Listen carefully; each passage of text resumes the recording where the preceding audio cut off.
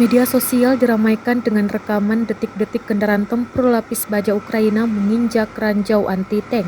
Rekamannya ramai beredar di Telegram pada Senin, 7 November 2022.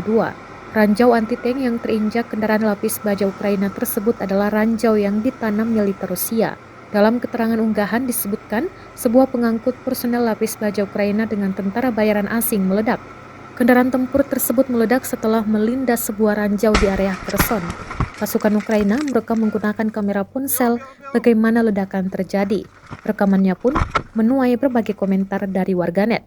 Dan diketahui hingga kini invasi Rusia ke Ukraina telah memasuki hari ke-257.